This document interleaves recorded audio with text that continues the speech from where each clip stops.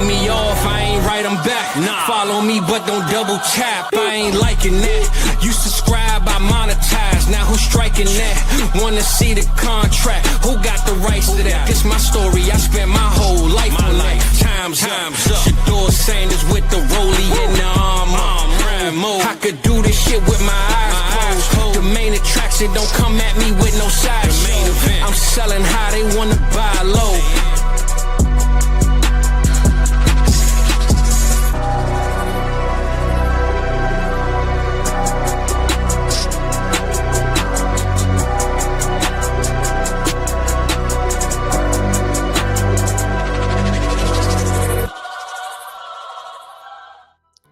What it do, man. I'm still trying to get my life together. But we back. We here, man. I got my boy Seth in the building. This is a random night, nothing that y'all was expecting.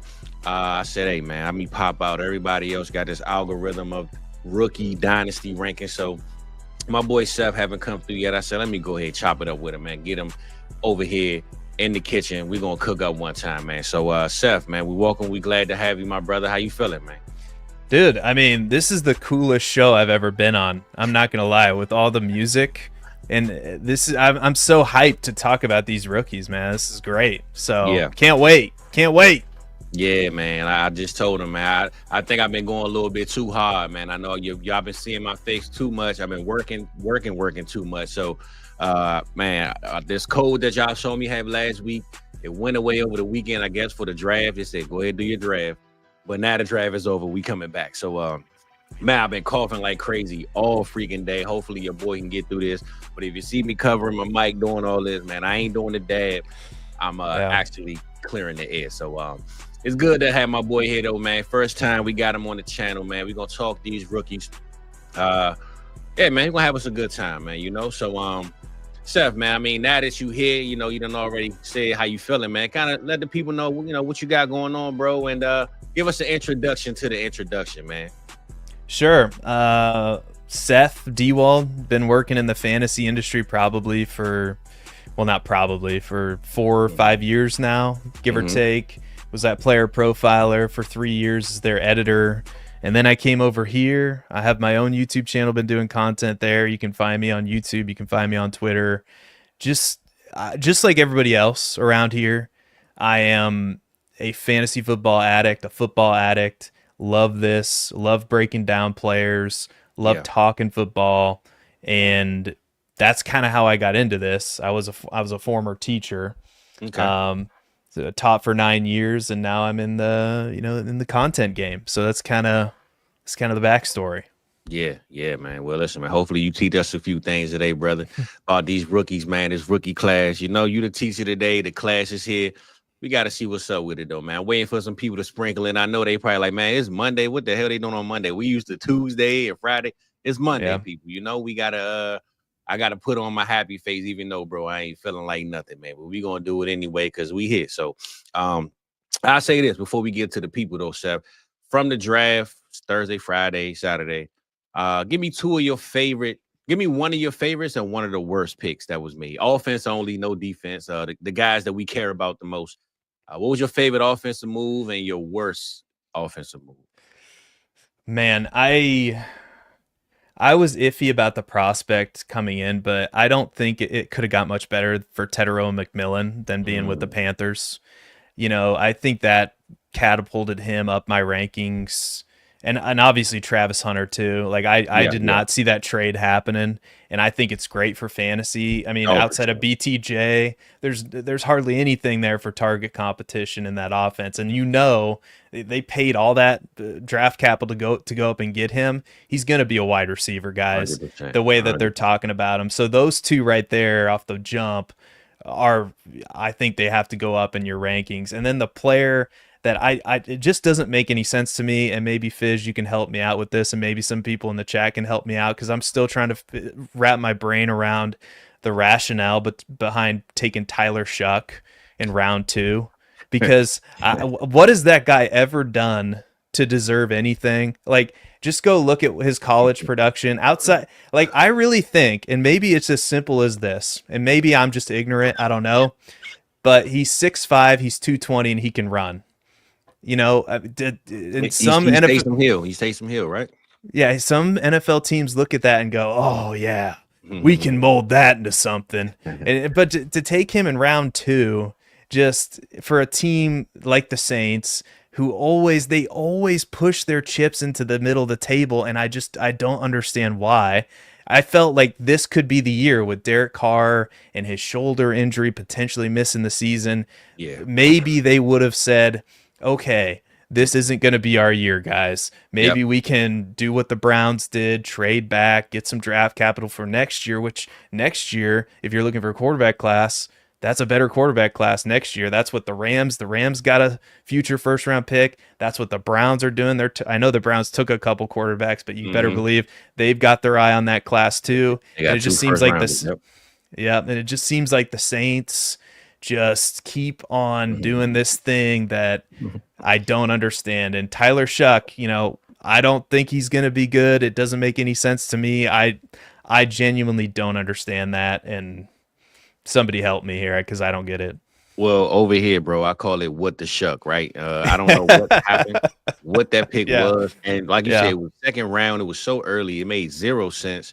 And a lot of people I read said that they made this pick to help them get a quarterback next year and draft early. So hopefully that's why it happened. I yeah, have no idea. But yeah, that was yeah. a very surprising and just like what the shuck just happened type of pick. You know what I'm saying? So Yeah, Shuck is a very unfortunate last name to have in an opposing facts, facts. stadium. Just picture that. Yeah, I know, right? So I can hear a lot of what the shucks going on down in New Orleans this year, man. But Yeah. I see we got some people sprinkling in, man. My boy Jake, man, he down there. I don't know if you know, Chef. My boy Jake worked for the Carolina Panthers, man. We were trying to get some insight all week. My boy was he was being quiet, man. He didn't want to let us know nothing, man. So Jake, we glad you here, man. Hopefully you let us know how the draft party was and all that good stuff, bro. I love to hear how that was, man. My boy Voorhees in the building, man. We got Pops in the building. You know, he got talked about the Commanders. I don't know if y'all know this, but Washington will be receiving a new stadium. They said, I guess, around 2030 or whatever. That's the Okay. RFK Stadium back when the Cook family used to own the team and all that good stuff. So it was, I mean, it's been abandoned for years. I ride past it almost every other week. And it's just nothing. Like they went from that to like having circuses that the soccer teams was playing now.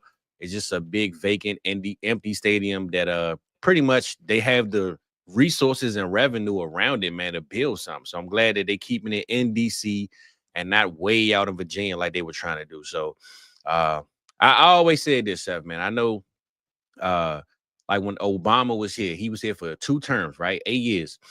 Obama Hmm. loves basketball.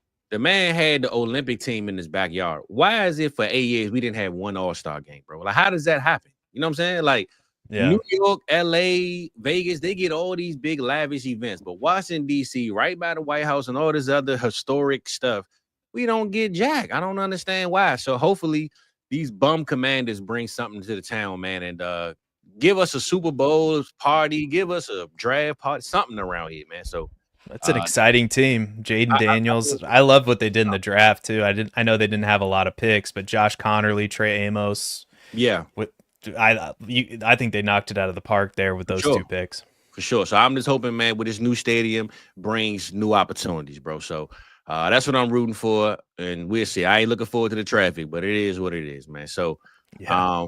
my boy D Walk is here, man. Shout out to you, bro. My boy Big E in the building. Patty Mills said was good. And hey, look, man, you know how I was rocking on draft night, Patty, man. I kept saying you ain't bigger than a program, bro, and we understand it, man. You know, so please don't get me started, Patty, man. I'm gonna erase that out of my memories, man. But clearly, Seth, these people love to troll me, man, because I have my moments, man, on these streams, bro. So, I J hear you. Cap in the building, man. What's good?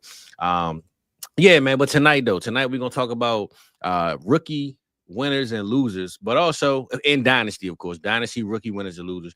But we're gonna sprinkle in a couple of the vets too, man. I mean, the rookies have to join the vets, right? It's not like there's an all rookie team that's gonna be playing and who'll be driving it. So yeah, we're gonna take a quick look on some rookies going by positions, quarterback, running back, receiver, and see what's up with that tight end position at some point if we got the time. So before we bring up, we're gonna go off KTC, man. I know that's everybody's favorite site, everybody's favorite rankings. Who was your biggest winner, the chef, and then your biggest loser before we take a look at the rankings and break down some numbers? Yeah, like I said, I think Tedero McMillan is a big winner. We talked about him and Travis Hunter. I honestly think Quinshon Judkins landed really well too. I think Yes, yes, with yes. the Cleveland Browns, that just feels like an awesome fit. I know we had to wait a little while for Caleb Johnson, but I think that's a perfect fit in with Pittsburgh.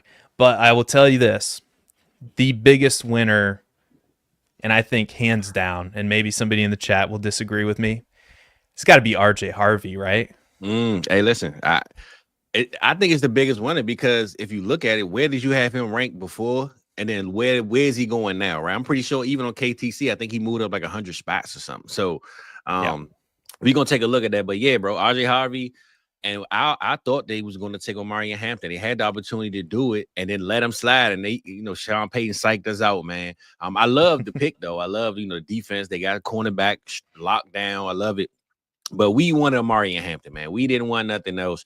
They had the opportunity, and the Chargers said, "Well, hey, we didn't think he was gonna fall to us, so we'll take him." You know what I'm saying? But yeah, RJ Harvey though, bro, with Javonte Williams being out, and Audric Estime and these other guys, man, they are best ball friendly only. I mean, RJ Harvey walks into a 15 plus rush game a week, like Curry's a week. You know what I'm saying? Like. I'm being light when I say 15, you know what I'm saying? But 15 guaranteed to just do what he want to do in that backfield that's already solid on offense with Bo Nix and Sutton. And the defense, like I said earlier, a couple shows ago, the defense won't allow this team to have to go 40, 50 points a game. So it actually helps them slow the offense down, run the ball. We know Bo Nix can do what he do. But just run the ball, man. Run down some clock and let your defense work. They're going to play that AFC North, Pittsburgh Ravens type of offense, man, where let the defense shut the people down. We just going to run the ball and run down this clock and score when we need to. So I think RJ Harvey is a guaranteed first-round pick for us at this point. Just a matter of where you want to take him, man. So I like that. I like that call, though, Seth. Yeah, it's kind of I just got off this podcast recording with my partner Matt Babbage. We do the Dynasty Roundtable. Go check it out on YouTube. If you don't have enough Dynasty content in your life, I mean, there's a million podcasts out there. But 100%. We were discussing, we have Trevion Henderson, Quinshon Judkins, Caleb Johnson, and RJ Harvey basically ranked back to back, like right in the middle of the first round. And we honestly came to the conclusion, take who you want. Yeah, like they're all good. Like I think they're all really good players, and they all landed in extremely good landing spots. We all have our preferences, but I think it's so close between all four of those players, and I don't think that's something you would have said, especially not with RJ Harvey before the NFL draft. So 100%. Who's your biggest loser then, bro? I know Harvey is the biggest winner, but your biggest loser, man. Who's that guy that you really thought was going to be here and just like, damn, I don't know if I could draft him now, man. I guess Shador might have to be the number one. But if we could skip Shador, because I think that's like the obvious one, right? Who is like one more that you could say that really dropped and you don't know what you want to do with him now? There's a few, and Shador would be just piling on. Lord knows that kid had a rough weekend. Honestly, some of these running backs, man, and I'll get to him, but first I want to talk about a wide receiver, Luther Burden. And I know he goes early round 2, but look at all and I get it, Ben Johnson's there, but they have DJ Moore, they have Rome Odunze, they drafted a tight end in the first round. Like there's a bunch of target competition right away.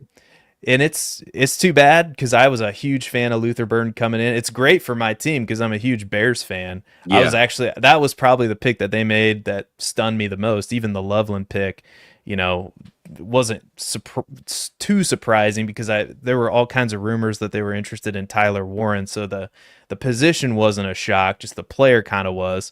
But Luther Burden, man, he's kind of this year's Rome Odunze. It's not that I don't like the players, just that he wound up in this situation that maybe long term it's good for him, but right now, damn. Well, for the NFL is good for the Bears, but for us as fantasy guys, I'm with you.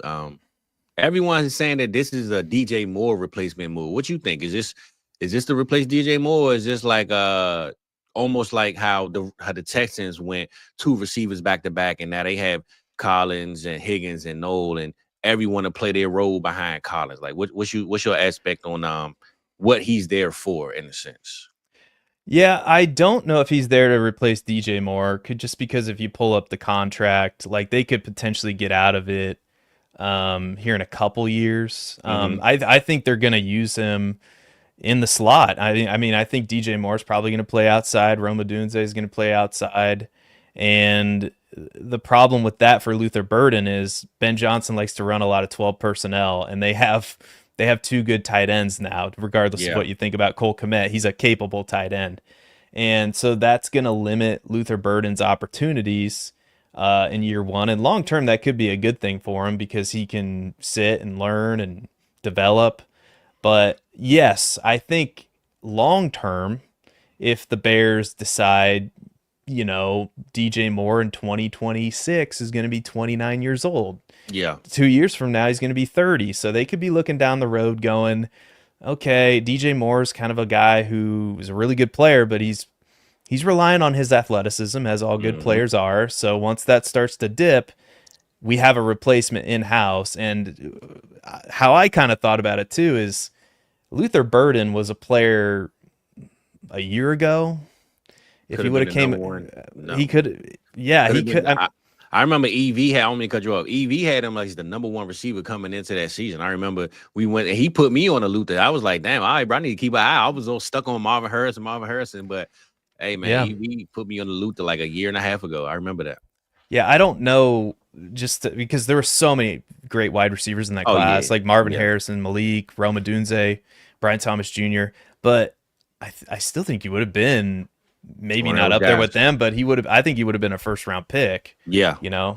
And this year, because God knows what happened at Missouri, I think that there were some, they just took a step. Like, I think maybe the SEC just caught up to the offense and they kind of gimmicked up Luther Burden a little bit too much for my liking, just kind of watching the tape. They put him in the slot. I think he can play outside too. I think he's dynamic enough to do that. So I think he can be multifaceted, but it was just interesting, just a weird year for him where he should have been a lot more productive.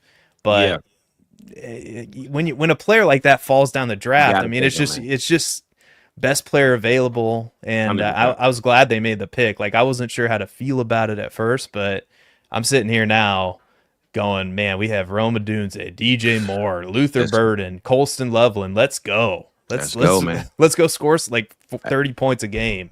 Yeah, listen, Seth, as soon as Ben Johnson came there, I said that this is a guaranteed playoff team in the NFC North.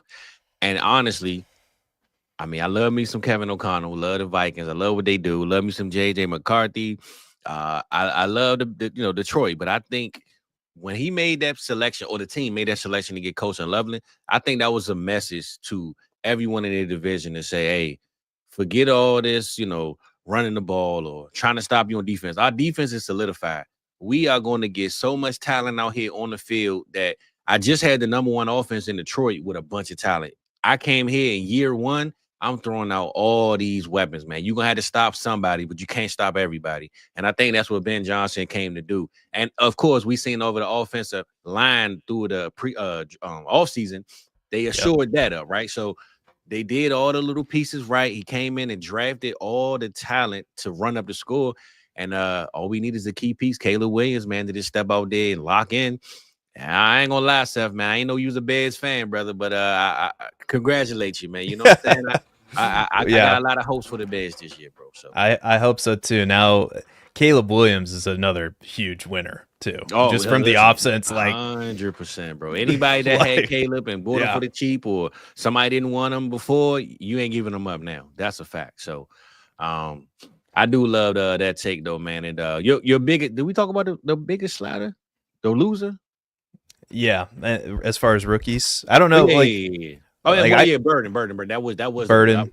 But we could talk about. He's my guy. He's a winner to me, so that's why I forgot to even realize that you had him as the but loser. I mean, we could talk about some of these other running backs too. I mean, in general, I think I was not surprised. I was disappointed that not more running backs went on day 2 of the NFL draft. Yeah, man. Now That one hurt. now I think Bashul Tootin and Cam Scatabo are fascinating because they could those backfields are fascinating because we have Tyrone Tracy, we have Travis Etienne, we have a new regime in Jacksonville, and their first running back move in the draft was to take Tootin, and he's dynamic.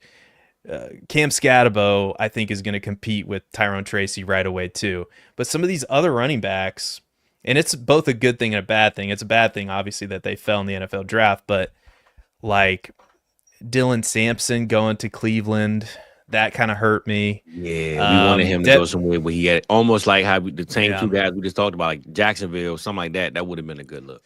Yeah, like Devin Neal going to the Saints. I mean, long term, he could find a way to a starting role maybe eventually, but we've got Alvin Kamara.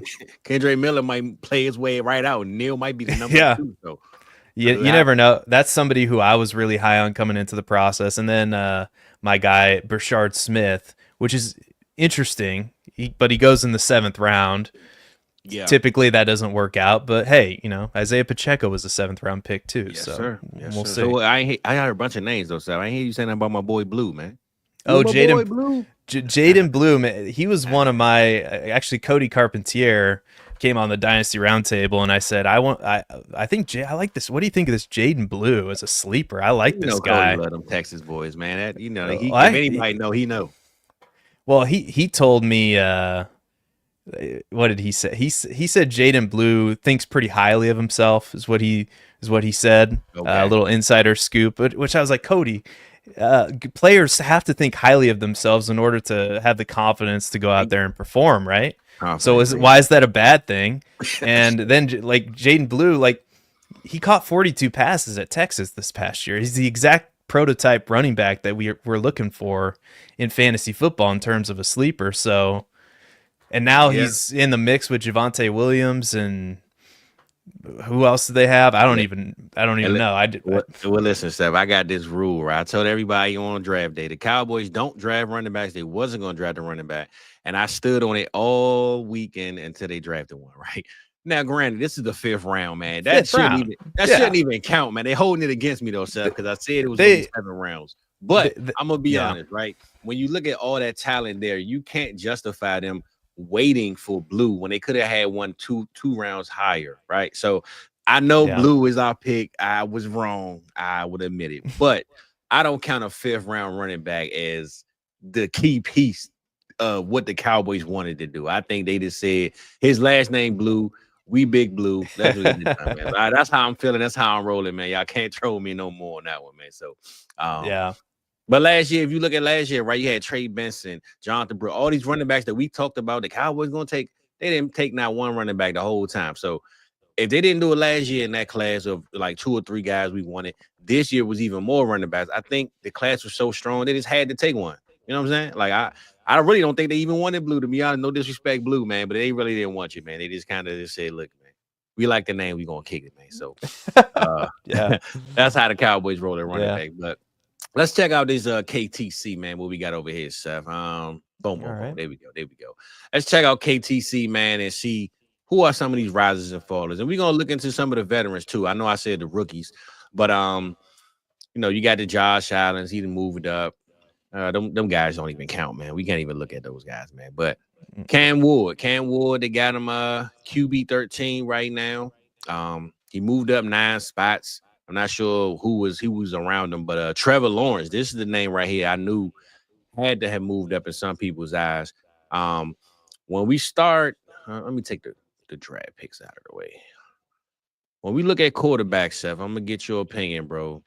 CJ Stroud got a big boost and Caleb. So okay. So let's look from Caleb on down to Brock Purdy, right? Before this draft, where do you think? Well, clearly it says 8 spots he moved down, but where do you think guys like JJ McCarthy and Brock Purdy were? I know Purdy's waiting on the contract, but do you think before Caleb, Stroud, Jordan Love, Cam Ward, they kind of came in the mix? Trevor Lawrence, did you have Brock Purdy and Lawrence like close, and how far were they away from each other before Trevor got Travis Hunter? Yeah, I was probably in the quarterback 15, like, so probably about where Keep Trade Cut has him, maybe a little bit Okay. lower. Probably closer to quarterback 20. Mm-hmm. Um, just because, I mean, Trevor Lawrence has been pretty much the definition of an average fantasy quarterback, and that's not good enough when we're talking about a former number one overall pick.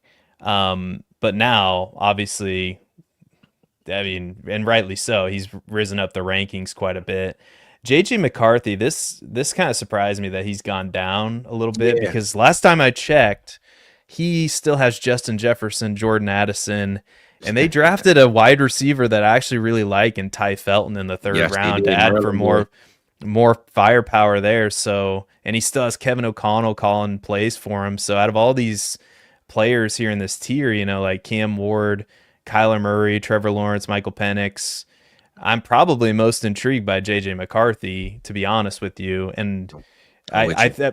I think that, and I think that's fair. Like, and I don't know if this is a trade that anybody would make, because it's kind of like trading an apple for an orange. But long term, I kind of like JJ McCarthy, because we don't really know what we're gonna get from Trevor Lawrence. We have a new coaching staff. Obviously, Travis Hunter. There's a ton of smoke with him, but I think there's a lot more upside with McCarthy. Am I crazy? Man, listen, Kevin O'Connell is my guy. I know you a Bears guy. You a Bears Oh, fan, man. trust me, But I know all about Kevin O'Connell. you He's you awesome. feel you feel Yeah, me, bro? I mean, yeah. Super Bowl rings haven't arrived. I understand that, man. But when we talking numbers on the field and player progression, numbers, chart, whatever you want to call it, man, stat lines, Kevin O'Connell will be the guy, man, that can put that mix together. And JJ McCarthy walking in knowing that he doesn't have Kirk Cousins behind him, or somebody over his shoulder that he throw 3 picks, he might be, worried about getting benched or whatever the case. I think that was a key factor to me with Sam Darnold last year. I think Sam Darnold, once JJ got hurt, he knew, I got the floor. Like, it's mine. You know what I'm saying? I got enough time and room to mess up and it'd be okay. I think if JJ was healthy and Sam Darnold had to come, it was been so much pressure, man. I don't know if Sam could have made it through that whole season and do what he did. So I say all that to say, JJ McCarthy having Sam Howell behind him, it's pretty much letting them know, hey, man, you got your rookie pains, your rookie mistakes, the process. We're gonna let you do you, man. But I believe ultimately Kevin O'Connell, like you just said, Justin Jefferson and Jordan Addison, man, they gonna shut it down, bro. So I'm not sure how JJ honestly is behind. So what would you raise JJ over? I know probably not. Would you have him over Kyler Murray or Cam Ward? How far would you put him down? I would Or put him up? I would definitely have him over Cam Ward, and I think Cam Ward is probably the consensus 103, 102, 104, somewhere in that range. Mhm. So I would definitely have him over Cam Ward. I would have him over Michael Penix too. Yeah, Just me saying, too. Me because too. it's honestly, like, very. I just think JJ McCarthy's in a better situation, and I Me know too. that Atlanta's got the weapons too with Drake London and Kyle Pitts, but I think the Minnesota situation's better. So I'm with you. I'm with you. So, I mean, me personally, I know we've done mock drafts on Tuesdays every week. I'm taking JJ. See, what I usually like to do, though, Chef, if I can't get him, because I don't want to reach for him and look too crazy, I would just hope and pray he falls to me at value. But if I had to take him, I would take him over Penix Lawrence and definitely Cam Ward right now for me. So, yep, and I'm over Purdy too. I would have him Oh over yeah, Brock yeah, Purdy. yeah, yeah, yeah, Yep. man. Not everything's Purdy on that side of town right now, bro. But Yeah. we could scroll down a little bit, man. We got Jackson Dart in, and he's over guys like Tua, Phil, Sam, A. Rich, Gino. Well, you got Sam Dart right now, man. This stating that we know Russell Wilson will struggle. We don't know how long he'll last as the QB, but let's just say Russ goes out there and does what he do, and we're in a city like New York, man. They'll turn on you in 5 seconds.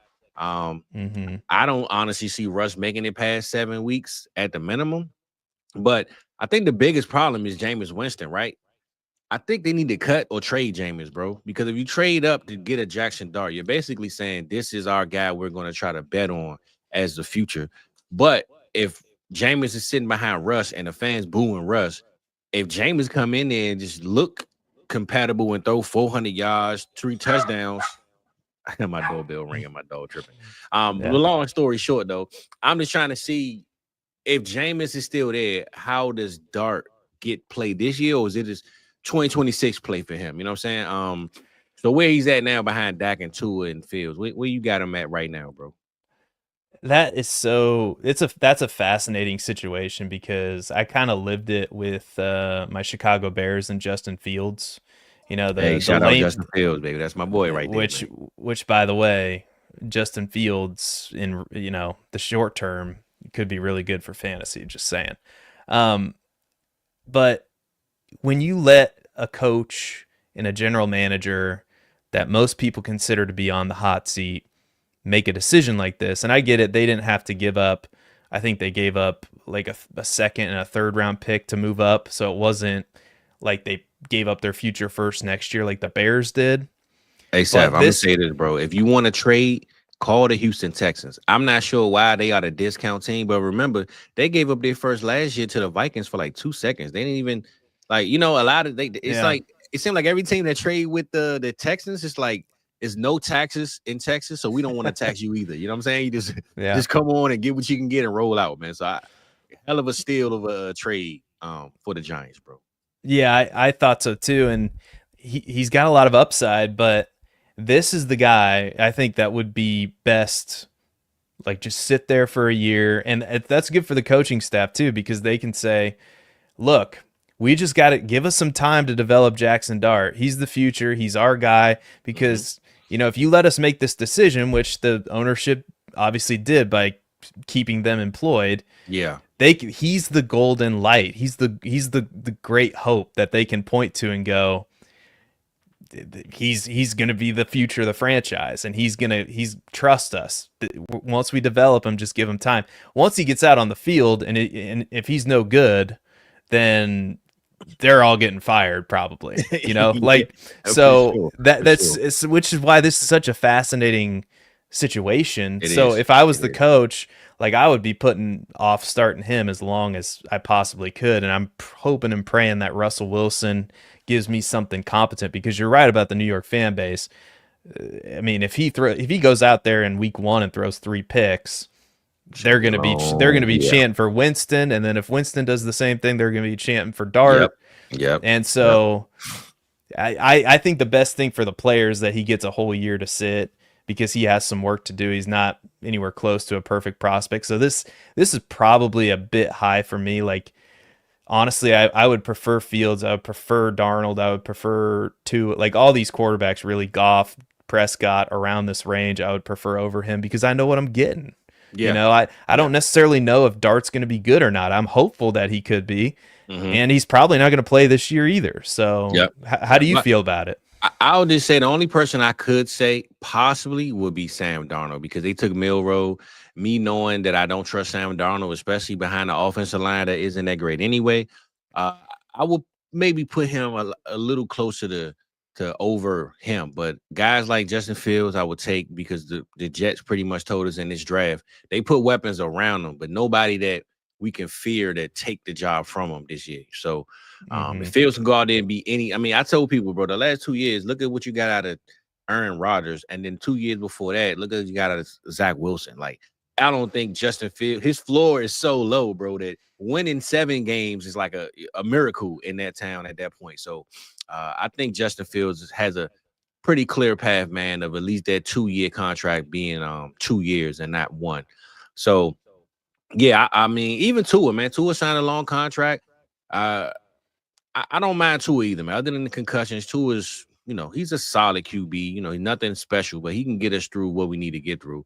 My biggest fear with Dart, though, my biggest question is, like you just spoke about, right? If he goes out there, he doesn't look as good, and they fire the coaching staff, let's just say, the price tag to get him was so low that if a new regime comes in, who's to say they won't replace him in 1 year? You know what I'm saying? Like you said, the class next year is better. And if I didn't take this guy and we still have our first, we didn't break the bank last year to go get him, it's like, we don't want Dart either. If he's the reason why y'all got fired, I'm not about to let him fire me. So that's another thing I think about. I mean, that's a little more long-termist thinking, but that's just another thing you got to think about with Dart. That is the job even safe if they play bad and the next staff comes in and they like, I'm good on Dart. You know what I'm saying? So Yep. that's another question for me that I like to put out to the people. Just think about that situation too. Yeah, that's a great point. And that's, I mean, Justin had that happen to him. I mean, Fields was put in about the worst situation possible. Bro, You know, he talk had to him, man. nothing. He had nothing to And work this coming with. from a And Bears fan, so at least I love to hear Bears fans tell me, because people think Bears fans hate Justin Fields, bro. I don't understand, why would you hate him when you're yeah, coming from Mitch Trubisky and all these other guys? You know what I'm saying? You should love Justin um, Fields, bro. Like, it's crazy to me. I thought Justin in the right situation could have been a lot better than what he turned out to be in Chicago. And we forget a lot of times that not every quarterback is freaking. I mean, even Patrick Mahomes sat a year. You know, Josh Allen took Sure. 2 years to develop. I mean, we get so impatient with these guys sometimes because we're fans and we want our team to win right away, and it's all understandable, right? But I really believe that Justin Fields, I mean, he's not as accurate as a lot of quarterbacks, but he can run, and if you build a team around his strengths, I think he can win a lot of games for you. I really do. And we had this whole civil war in Chicago. I don't know, Caleb versus Justin. And to me, it was never really about hating on Justin. It was like, what's the best decision for the franchise? And they settled on Caleb. Yep. And we'll see how it goes. And so far, I mean, I really like what they're doing, but and that's no disrespect to Justin. I think 100%. Justin could. And I like Caleb, man. People hate on him too, man. He wasn't in the right situation, bro. I always say this, Chef, and I don't mean to cut you off, bro, but tell me how you feel about this, right? When you're a team that takes a quarterback number one, and he's a guy that kind of has a little bit of not issues, but he doesn't lack confidence, but maybe he's overconfident, right? Let's just say he's overconfident. He comes in. Jaden Daniels, for instance, wasn't overconfident. He came in, shook hands, head down, staying focused to the task at hand. You could tell from day one, Jaden Daniels was strictly business. I ain't tripping off, all this other stuff. Caleb, on the other hand, was a little different, and that's just his personality, right? But I think, to me, when you draft a quarterback like Caleb, number one overall, and tell him that here's the keys to this Ferrari, go drive it and do what you want to do with it, I think you need an offensive structure in place. You got to have a Ben Johnson, a Sean McVay, or someone like an Andy Reid, like with Pat Mahomes. You need somebody that can unlock every single piece to this puzzle. But when you got a Matt Eberflus and all these other guys that are defensive friendly, I don't really understand how you do that as a franchise. You know what I'm saying? And I know the Bears are a franchise with always been a defensive team, but when you draft a guy like Caleb, who has these, superstar ways, you got to put a battery behind him to make him look like he really is who he was. And when you take him, so when y'all took him and you didn't have that coach in place, I knew disaster was coming. But I believe now it's time for that battery to charge up and get to running, bro. How you feel about that as far as the offensive coaching scheme goes, and taking a guy like Caleb as the number one pick? I think it was the right decision because I think he gave you more upside than Justin gave you. And again, that's not to say that Justin can't win a lot of games in the league in the right situation, because I think he can. Yeah. But Caleb in college, I mean, you saw the plays that he was able to make, and some of those plays got him in trouble in year one because he held the ball too long. And he didn't have the offensive line, and that was another massive problem for the Bears, was their offensive line. And look what they've done outside of the draft. I mean, 3 new interior offensive linemen, and they take an offensive lineman in round 2. So 4 new offensive linemen, plus Colston Loveland, plus Luther Burden, plus you're throwing Ben Johnson in there as one of the top play callers in the National Football League as your head coach. If you thought last year, because you remember last year they were hyping up, oh, this is the best situation for a rookie quarterback. I mean, they added Keenan Allen, they have DJ Moore, they draft Rome Odunze. Oh my gosh, look at all these weapons. Well, now they have the weapons, plus the offensive line, plus the play caller. For sure. But that's what I was saying. Like, I'm not saying it was the wrong pick, but what I'm saying is, if you're going to have that pick and make that pick as the franchise, remember, they re-signed the coach way before that. You know what I'm saying? Like, I think they should have just they should have had a Ben Johnson type guy in place, so that because if you taking Caleb, and I think they pretty much knew this, bro. They kind of gave us the signs that it was Caleb. They try to play it off like it wasn't, but if you know as a franchise 3-4 months before you take the guy that this is our guy, you should have put a guy like a Ben Johnson in place, I believe. Or maybe they was waiting on Ben Johnson. I don't know. But I'm just saying, when you got a guy like Caleb, bro, as the pick, I just hope that they kind of thought that expectations were going to be what they were. And I hope they didn't overthink the expectation, knowing that they didn't have the right guy in place. Because right now, I think Ben Johnson, to me, I would have doubled the check to have been over here in Chicago, bro. So it worked out, and like I couldn't be more thrilled to have Ben Johnson as our coach. But last year, I was saying the exact same thing, because you remember there was this guy, and I guess him and Kevin Warren have some beefs, but Jim Harbaugh was available.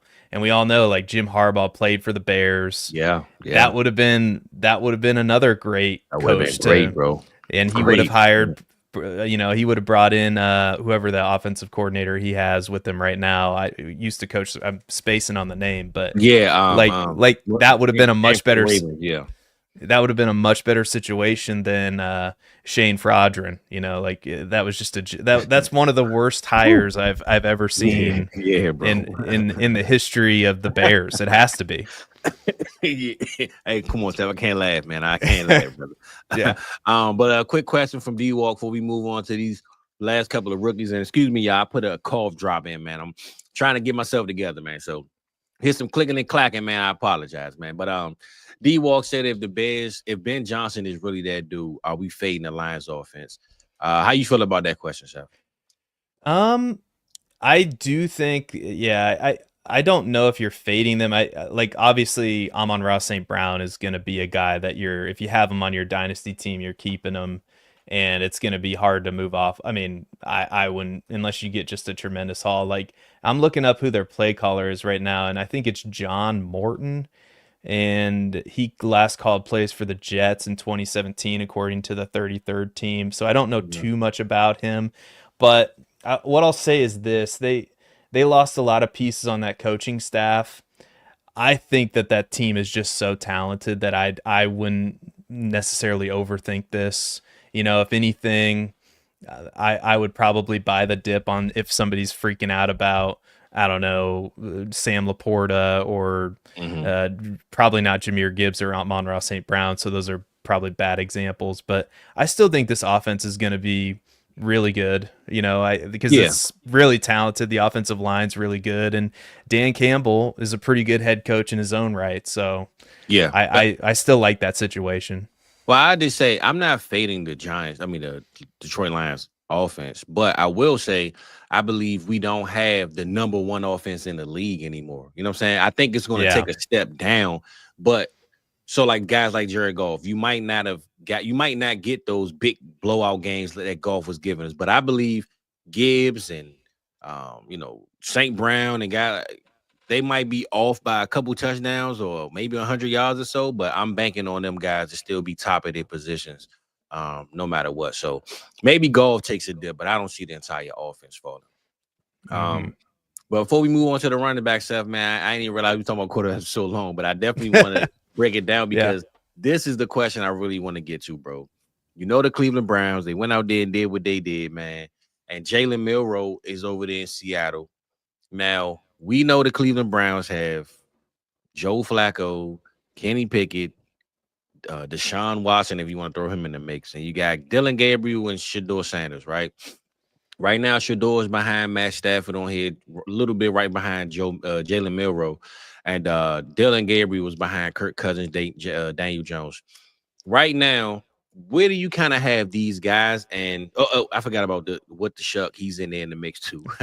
But and this thing about this, right? Shuck is behind Sanders, and he's clearly win the second round, like, you know what I'm saying? So I'll just say this: everybody know how I feel, my bias on Shedeur Sanders, but I feel like coming into the Cleveland Browns locker room, bro, he could be the best quarterback on the team right now, and he went the 5th round. Like, they took him later, and I still think he has the path if they really want to allow him to play and not hate. He has the path, bro, to start halfway through the season if Joe Flacco just gets way too old and start over Dylan Gabriel. So if you are in a draft right now, I know we had this debate on draft day.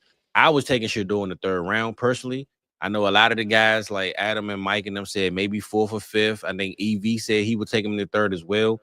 Where you taking Shador right now in your leagues? And what's your faith that he could outplay a Tyler Shuck, a Dylan Gabriel, and maybe a Milroe? I know Milroe is that Justin Fields type protege with the legs, but if we just leave Milroe out, because I think Milroe has a chance with just his legs, Shador, Gabriel, and Shuck, like what are we thinking with this little mix right here of players in our rookie drafts? And are you taking any of these guys? It's such a great question because this was by far the most polarizing storyline. Obviously, we had Mel Kiper losing his mind, and how I had these quarterbacks ranked heading into the NFL draft was I had Cam Ward 1, I had Jackson Dart 2, and I had Shador Sanders 3. Yeah. And I still feel like that's the right order. Yeah. I still do. The only thing that I don't know is opportunity. What right? was Shador being a punk in those meetings? Because that's the rumor. But we don't know that. Because the rumor is he met with Brian Daboll and the meeting didn't go well. I did hear that. So again, it's hard to even speculate on that. But when you're playing Dynasty fantasy football, I think it's very easy to forget just the basic tenets of value and strategy. And I think you have to be in on Shador Sanders right now, regardless of how you feel about him as a person, as a player, because I was lower than consensus coming in, and I'm still honestly not a huge fan of his game. But where is he? Player 156 according to Keep Trade Cut. I mean, you're going to get him probably in the 3rd or 4th round of your rookie draft, and that Cleveland Browns team clearly is playing for the future. So why wouldn't they give him an opportunity to see what they have?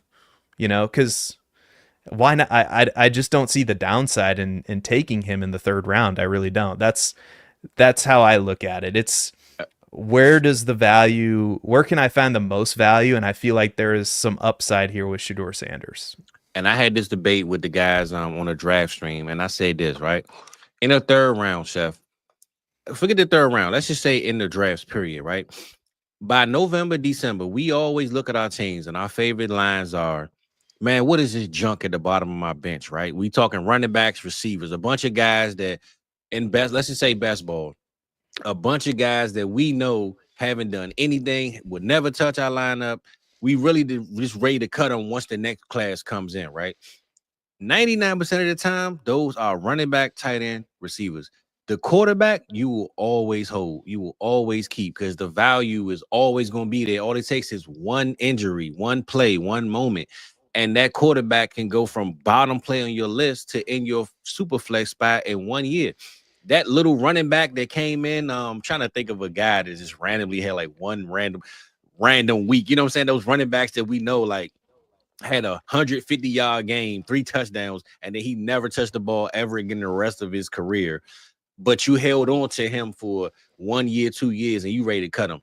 A guy like Shador Sanders, whether you take him in the 3rd or the 4th round, bro, you're going to hold him because you're always going to think that at some point he's going to play. And once he does, maybe he won't give you Justin Field like Kirk Cousins like numbers.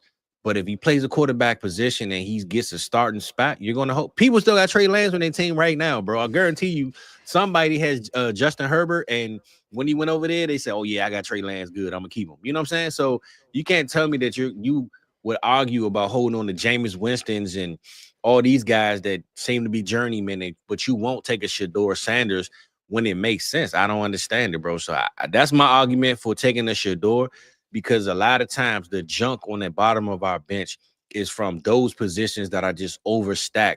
The quarterback position, bro, you can never have enough quarterbacks on your bench, man. Especially if you're a rebuilding team. 100%, bro. In super if you're flex, a championship team, you don't need Shador. I'm not arguing that point. Yeah. 100%, bro. If you're pick 101, Shador should definitely be on your bench, bro. Yeah, and I would just say, just if you're in a super flex league, go pick up a bunch of backup quarterbacks. It's a pro tip there. Exactly, yeah. Man. So that's all I'm saying, man. I'm Time's up. Shador Sanders with the rollie and the arm up, Seth. You feel me, man? That's all I'm saying, man. The boys hate on me, man, when I be talking about my boy, man. But we gonna get there, baby. It's all time. We done with them quarterbacks. Let's move on to the running backs, bro. We just talked about the Detroit Lions. Is their offense done? We don't believe so.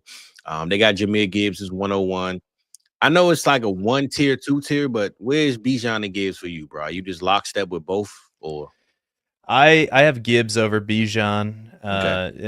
and then, gosh, I know a lot of people have Genty as at 3, but man, I'm torn between putting Barkley there because I know, because we played Dynasty in these 2 to 3 year windows, and I think he's going to be awesome for another couple years. So. But yeah, I would go Jahmyr over Bijan, but I do and that would be my tier 1, and then down to the Barkley Genty tier, and then another tier down. Okay, well, I mean, I know he's not a rookie, but man, what is life with Breece Hall keeps falling like every single week, right? Seemed like we heard he was going to get traded, then we heard they was going to take Genty, and then still had Breece. Then we heard, I mean, we hear so much stuff about Breece Hall. Like, can we get some respect on the guy's name, man? What did he do wrong? I don't know. So, I know Justin Fields is there, so that's going to take a lot of his passing production or his receiving production, because that was basically a lot of his production was receiving the ball. But man, the disrespect on Breece Hall, I'm not feeling it, bro. So, when we look at Genty, just came in the league, going to the Las Vegas Raiders. We all think he's going to get peppered with rushing the ball. He's going to be the key of the offense behind Brock Bowers. And then you got Omarion Hampton went to a perfect situation. If it wasn't Denver, this was the next best thing, right? I mean, they brought my boy J.K. Dobbins from the grave, man, and made him a guaranteed starter every single week. I don't see how Omarion Hampton can't be that plus more for multiple years. But when you look at this top tier of rookie running backs, bro, are you lockstep with Hampton being right there with Barkley and Genty? And when we go down a little bit more with Travion Henderson and Quinshawn, where these guys kind of fall with you in their respective rookie spots, and then next to the veterans that they're listed on right now? Yeah, I think that's about right for Omarion Hampton, because it's the perfect, you said it, it's the perfect situation for him to wind up in. And Najee Harris is only on a 1-year deal, so even if he has to share the backfield, I think he's going to get more touches than Najee this year. Oh yeah, me too. But I mean, I think he's going to have to share sometime. But I think the opportunity share could really spike in year 2. Yep. I'm a little bit surprised that Quinshawn Judkins is ranked below Travion Henderson, just because I think Quinshawn could be a bell cow. And I don't know about you. You tell me how you feel about this, because I was having this conversation with Matt Babish tonight on our podcast. The Travion situation, I think it's okay. I don't think it's amazing, because we have Ramondre there. We have Antonio Gibson, who's a good receiving back, has never quite lived up to his potential. But it's kind of a weird backfield. And I know that they can get out of Ramondre Stevenson, within a year or 2, and maybe we need to play the long-term game. But I'm surprised at this, because I have Quinshawn over Travion just by a smidge, but he's down a couple spots here. So how are you feeling about the Travion landing spot? Oh, you're muted. My bad, bro. I was coughing and didn't unmute. My bad. No, you're good. I'm not gonna lie. I like the landing spot to me, because I know everybody's hyped about the Quinshawn Judkins spot because it's like a clear path, especially with Jerome Ford. I mean, they got Sampson, so they pretty much said Jerome Ford is out of here. Nick Chubb out of here, right? We know the head coach over there, one head coach of the year, 2 years. He got the offensive scheme going on. But the biggest question over there is quarterback. We don't know what the offense is going to look like. We expecting Joe Flacco to be what he was 2 years ago, but we don't know. Dylan Gabriel could be starting in 6 weeks, and then they look like a 10-point-a-week team, right?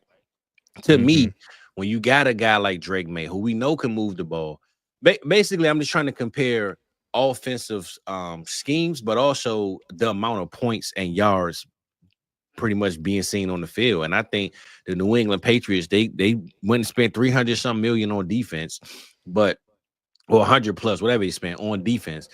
But I believe getting the Stephon Diggs, getting this running back, having a guy like Gibbs, I think they're trying to make sure that Drake May is going to be a solid QB. But we all know McDaniels, man. He's wherever he coaches at. We don't like him nowhere else, but in New England, he can seem to do his thing. And I just think the offense I trust more in New England right now with Drake May being there. And I think with that being said, it'll be more touchdowns scored, more opportunities for Travian to fall in the end zone, and just give us a cheat code of he got 6 carries for 40 yards and a touchdown. You know what I'm saying? So year one, if I had to break down, I think maybe Quinshawn gets a bigger opportunity because he's like the lead guy with them taking him that high. But I think as we go along throughout later in the year and maybe the following, with Ramondre gone and Drake May being the polarizing figure that we love at quarterback, I think that offense is going to be a lot more efficient in moving the ball and scoring points. So I would take Travian just for that reason of thinking the Patriots are going to score more points and have more opportunities on offense. That's well said. You've reassured me that I like it a little bit better now. So that was one that I was unsure of. So thank you, Fizz. I really appreciate that. Hey man, don't get me wrong. I love me some Jerome Ford too, man. I feel like the Cleveland Browns know what they're doing. I just trust the Patriots to score more points, and they got to in that division, man. The Cleveland Browns could play defense against those teams and win some games. But in New England up top, when you're going against Miami and Buffalo and possibly the Jets with Fields, you're going to have to score some points in the AFC East, bro. So I'm going to roll with the offense I trust the best. Yeah, and the better pass catcher, too, for fantasy. Yeah, with Trevion, for sure. Like, I loved him. He was my RB3. I had him as my RB3 going into the draft, and Judkins was my RB5. So, yeah. All right, well, we're going to move on down the line a little bit, man. We got Caleb Johnson down here, our boy R.J. Harvey. Got Scatterbo down here. Scatterbo look a little high, man. I didn't know he was up that high on the list. But looking at the next couple of tiers, man, look at Caleb Johnson, clear path. I ain't gonna say clear path, but Jaylen Warren, you gotta put a little bit of respect on his name, man. I think even though Najee had 1,000 yards every single year, nobody seems to like him. I mean, 1,000-yard backs still don't get no love in the NFL. But when you're looking at Caleb, it's like the Spider-Man meme with him and Najee, like, just filling in for each other and coming into that backfield. And right under him is Derrick Henry. You got Chuba Hubbard, who I love, and they keep adding running back. I'm trying to figure out, they got Jonathan Brooks, who won't play this year, but they got ETN. They went and got my boy from Dallas, Rico Dowdle. Yeah, Rico. I mean, damn, Rico. do they not want Chuba to go ahead and just keep running the ball all over people? I don't know. And RJ is right there in between that little mix. So with this next tier of rookies and where they land, where have their landing spots, bro, how you feel about this next tier of guy? Oh, I ain't gonna say one tier because I know they're all broken up. But the next list of guys on this list. Yeah, I'm a little bit shocked. I mean, I know RJ Harvey's. I mean, he's up 185 spots and for good reason. But I mean, out of all these guys, I mean, I think he might still be a little bit too low just with the opportunity that he's gonna have. I mean, it's up insane. 185 spots, bro. That's crazy. So this the I know. I know he's right next to David Montgomery, who I like David Montgomery, but I would trade David Montgomery in a heartbeat to get a RJ Harvey in Dynasty right now. And Cam Scatterbo, that kind of confuses me too because he's ahead of Tyrone Tracy. Yeah, man, that's crazy. That might be. Yeah, I've never don't get me wrong, I've taken some heat on this. It's one of those things where you go through the exercise of ranking players and you just have to dislike players. It's like no matter what you do, you're going to be lower on players. And Scatterbo was a player that I looked around the industry. I was like, am I missing something here? Like, I like him. Don't get me wrong. I think he's a really good college player, but I had him as my RB10. I don't know about that one, 7 now. Was that RB? T-Rock hear that, man. T-Rock had him. T-Rock was like, that was his running back 4, I think, bro. He loved him some Scatterbo. Okay, bro. I know, and when I looked around and I couldn't believe it. A lot of these people and were super high on him. And I think Scott Bogman from Fantasy Pros took him in a Superflex rookie mock draft, took him at the 106. Yeah, and I thought that's crazy. I just can't do it. And it's not that I dislike the player. It's just, man, we have all these other running backs, and I'm just surprised that he's ahead of Tyrone Tracy already. Yeah, Like, it's that's a pretty little bit wild. shocking to me. So Yeah. Other than the fumbling, man, Tyrone Tracy was pretty solid last year, bro, for what they had on the field around them. But I'm with you on this RJ Harvey thing, man. Do I sound crazy saying this, Seth? Would he fit right there where Kenneth Walker is? yeah, no, I love him. Like I love the I landing mean, spot, and yeah, Kenneth Walker gets hurt every year, right? And no, Mhm. outside of the injuries, he still has a Zach Charbonnet right there. So you got to put respect on Zach Charbonnet. Anytime he feels in form, they don't skip a beat, right? And their offensive line is like putrid at this point. I mean, it got better doing the draft and all that, but I just think the opportunity, man. And again, I go with the offense. I know the coach. I know that can scheme it up and make it look right. I think people sleeping on RJ Harvey, but once he get in that Sean Payton offense, if this was really a Sean Payton pick, I don't see how he can't climb up 10 more spots on this list, bro. Oh, I'm completely agree with you. I think that there's a world that exists where I mean, why can't he be, and I know he was taken in round 2, so this isn't a perfect comparison, but I mean, he's Bucky Irving without the competition. Yeah. I mean, James Cook was too, right?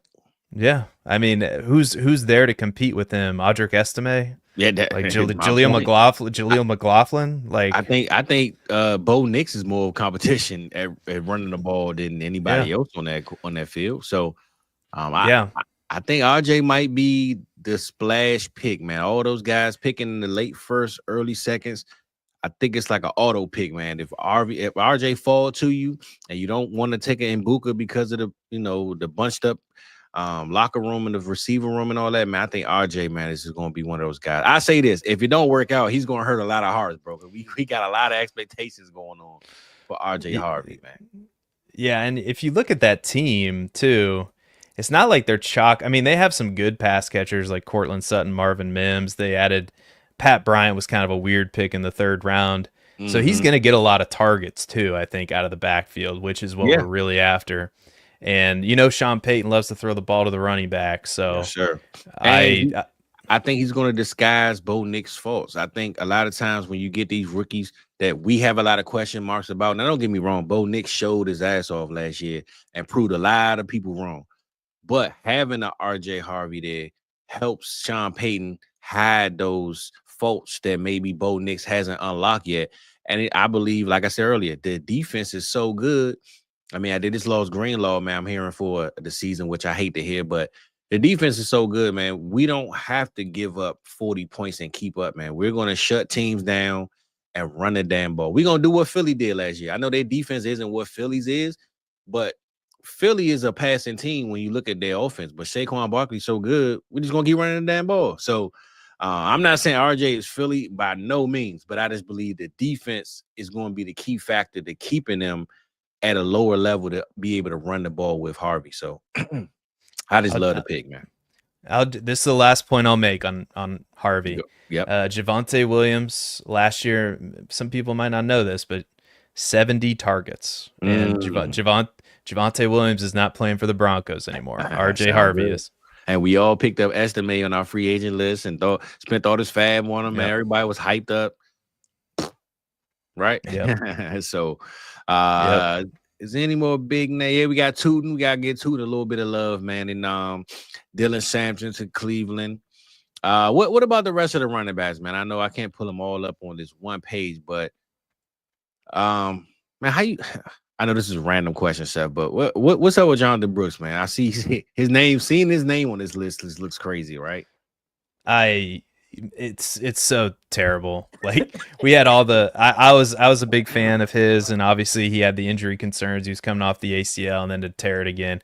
You tear 2 ACLs as a running back, man. I wish you the best, but I if you're telling me that I can get Bashul Tootin plus for him right now, I'd do it in a heartbeat. I don't know how you feel about that, but I'm with you, bro. I think and then look what they just did. They got ETN, they got Rico, they got Troop. I mean, they pretty much saying we're replacing Jonathan Brooks. So I don't know how he's still listed this high. I have no clue. Yeah, and Tootin, if you look at that lane, I mean, this we kind of talked about at the beginning of the show. He has a pathway here to Yeah, some yeah. opportunity. I think he's the running back on that team now with the most juice. Now, is he the best running back? Probably not, but I think he's going to get some opportunities because the coaching staff and the GM has kind of put their stamp on him early in that fourth round. So, Travis Etienne, I'm not saying the starting job is Tootin's right off the bat, but he better not. He better show up to training camp. He better come correct. You know, if Yeah. you know what I'm saying. So, Well, the same thing I said about Jackson Dart and the new regime, the quarterback. I mean, coaches coming in and GM and all. The Jacksonville Jaguars. I mean, when you look at this team, they pretty much clean house. They said, I think if ETN didn't have that 50 option already signed, he might not be there either, bro. So I think yeah. the easiest position to new regime and clean house is the running back. I mean, nobody seems to care about it in the GMs and the locker rooms. So I think this was a sign to say, even though it's fourth round, to just say, hey, man, everybody else better step up, or this guy right here is going to be our guy going forward. So I think Tootin and a lot of guys like DB, man, love him some Tootin. That's all he was talking about all season. So I don't mind that spot at all. I see shout out, man, Chef, man. We got some eyes on us, man. We got about 240 in the building. Anybody watching over on X or whatever other platform, man, come on over on the YouTube side, man. Show us a little bit of love. Honk the horn, roll down the window. Let us know you're in the building, man. We appreciate you tapping in with us. You know, anytime we on here, we love to show a little bit of love. So we ain't gonna get too far to the running backs because then we're gonna start getting into the junk room, and then I'm gonna start talking about Shador Sanders again, bro. So let's get to these receivers, man. Let's get to the sexies, the ones everybody want to see, the one that make the cash money, and you know, they just do what they do, baby. So of course we got the top guys, and we also have this guy right here, Brian Thomas Jr., with his co-partner a little bit down at receiver 15 right now. So we got Brian Thomas at receiver 5 and Hunter at receiver 19. Oh, 15. And Ted is right behind Hunter. So when you look at these top brand, top tier guys, one, I'm looking at a guy right now. I'm not saying that he fell off or you would change too much about it. But what you think about Nico Collins right now, having the two rookies that went back to back and being added to that offense? How far would you kind of tier? I see he went down 3 spots. I'm not sure how current that was, but where would he fall with you? Where was he falling with you before the draft, and where is he with you now? Or does he change at all? I think the situation and those pieces fit together really nicely to where I don't know if it affects Nico Collins a ton. They had already signed Christian Kirk. I would imagine that him and Jalen Noel are gonna probably split time in the slot. So if anything, I think that Noel pick hurt Christian Kirk if you're still holding on to him in Dynasty. I still think Nico Collins and with CJ Stroud is unbelievable for Dynasty. So I think he belongs right here. And honestly, if you wanted to move him ahead of Drake London, I wouldn't mind it. I know Drake London's a little bit younger, but there's some uncertainty with Michael Penix that we don't have with CJ Stroud. So I think this is where he belongs. I think Keep Trade Cut has this absolutely right, because I can't put him behind Marvin Harrison or Jackson Smith and Jigba. I just can't lower him down below some of those guys. So I think they got this one right. Yeah, I'm a Drake London guy myself, bro. But I'm with you. They right neck and neck to me as far as the rankings go. And one more name before we get back to the rookies, though. Jackson Smith, man. When you look at Sam Darnold, it's a 1-year contract. We'll let the people say it is. No, it's not 3 years. If Milroe, let's just say, came into the season and started day one or halfway through the season, where you got Jackson? Does Jackson Smith take like a hit with Milroe, or how much do you trust Milroe as being his quarterback? Let's just say for the next 2 or 3 years. Where would he fall with you on this list, bro? Because I think that's a big question to me. With people thinking that he's just a rushing guy and might not have the best arm. Where would Jackson Smith fall for you if or would he move up or stay where he is with Milroe as the quarterback? I think he would move down a little bit. The good thing for Jackson Smith and Jigba is the only competition there for targets is an aging Cooper Cup. Really? Yeah. I mean, That's they my added boy, Marv. man. I got boys. Oh, that's my dog, man. I love me some Yeah. Cup, man. Oh Go yeah, ahead, bro. I love Cooper Cup, and I think Yeah. they got a good deal on him, assuming they can. I think he can bounce back, but they signed MVS. They took Torrey Horton in the draft, and then they drafted Hmm. a tight end too. But he's the guy there, so he's gonna hold his value. I don't love Jalen Milroe as a prospect. I think he's in a great situation for him. I think if he can Hmm. sit and develop for a year, maybe two, I think maybe he can become something, but Hmm. I think you'd have to lower him below some of these other options. Like he might fall all the way down below, Tet McMillan for me if that Yeah, happened. But what do you that's think, man? exactly where I was going, bro. Okay. I could see a Travis Hunter moving up, a Ted McMillan, a T Higgins, those type of names, man. I believe even Rome, if Rome, steps up and have a big year, I believe he can fall from, let's just say, if he's ranked now at receiver 11, maybe receiver 18-ish, 17-ish. But I'll give him about 6 or 7 spots. I will move him if good old Sam Darnold wasn't slinging the rock and Milroe was there. Yeah. Yep. But not too far off. I mean, it's tit for tat at that point. I just wanted to know your opinion of Milroe because they took him. But Yeah. let's get into these rookies, man. I know we got, like I said, BTJ isn't a rookie, but he has a co-host on the other side of Travis Hunter, who they gave up the franchise for to run up and get.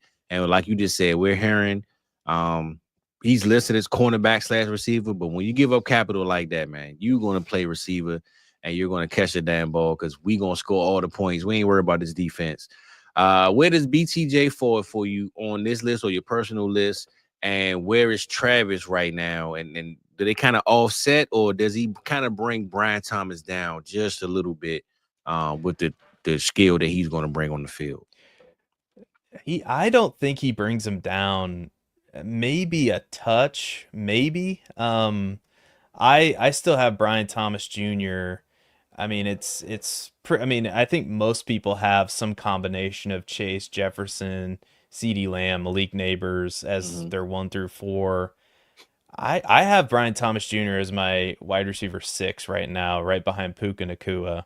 Okay. So I am still very bullish on Brian Thomas Jr. I think he's a stud, and obviously he's young for us in Dynasty. I have him one of the polarizing name I have him ahead of that maybe some people wouldn't is Amon-Ra St. Brown, um but yeah, I don't think it hurts him too much at all, and I would, like I said, I'm still very bullish. I know Travis, like, this is just, I think it's a great situation for both of them, to be Yeah. honest, Yeah, me because too. like there isn't much outside of them. Like the target Yep.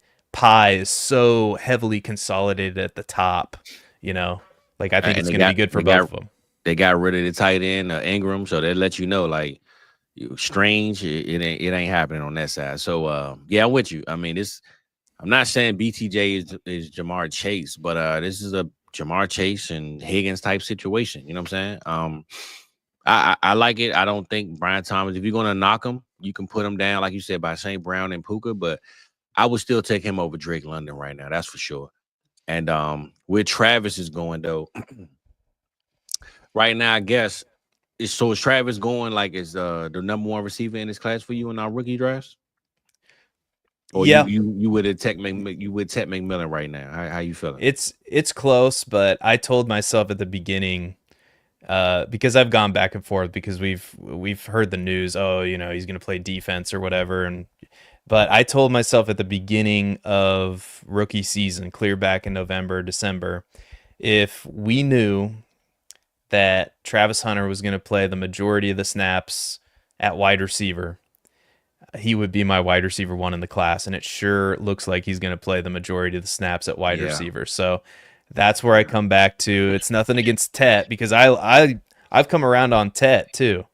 I had my concerns. I watched the film. There were some effort things. I know you can't criticize a guy's effort, but there were some effort plays that you can question on tape. You can. But the Panthers told you, and it's a perfect fit, really, with Dave Canales coming over from Tampa Bay, having Mike Evans over there. That's who Tedero McMillan is at his best. So I like both of them, but Travis Hunter for me edges him out just because he is that guy in my opinion. Yeah, and it was always tank for Tet, man. I was screaming back in November, Chef, tank for Tet, man. I need the Cowboys to keep losing, man, and they kept winning games, and they messed it all up. But yeah, I'm Yeah. with you. I'm lockstep with you, bro. Where Tet and them are right now, I don't mind it. I think it's fine. I believe guys like Rome, if they had the year that I expect Rome to have, this is before Luther Burton came, but if Rome locked in and had that year without Keenan Allen being on the field, which he still possibly can, I think guys like Rome could shoot their way up. But I don't mind where these guys are going with Travis and Tet. And you can't go wrong with that little tier right there of tier 5 to 7 to me, honestly. But this right here is the question, though, bro. And I see right now he's receiver 22. You know, he got a crowded room over there with Chris Godwin, Mike Evans, McMillan. He got some guys over there, man. Where you at with Mbuka right now, man? Because coming out, we all thought, you know, this is a lock. To me, I did. He's a locked in first round pick in our dynasty leagues. Kind of towards the back end, but definitely he was a steal at that 111, 110, 112. And then he goes pick 19 to the Bucks, which everybody was kind of surprised, but it's a hell of a landing spot in the guarantee of the team saying, hey, we trust him, right? We want him. That's why we spent the capital on him. But is this a year 2026? If Chris Godwin's not healthy, he's on the field right away. Mike Evans getting longer. Like, you know, where do we stand or you stand with Mbuka right now? And I'm saying he's around guys like Worthy, who had a big season without Rashee Rice there. Zay Flowers is kind of like, we want you to step up. He has the possibility to make that step, but we just haven't seen it at his best ability.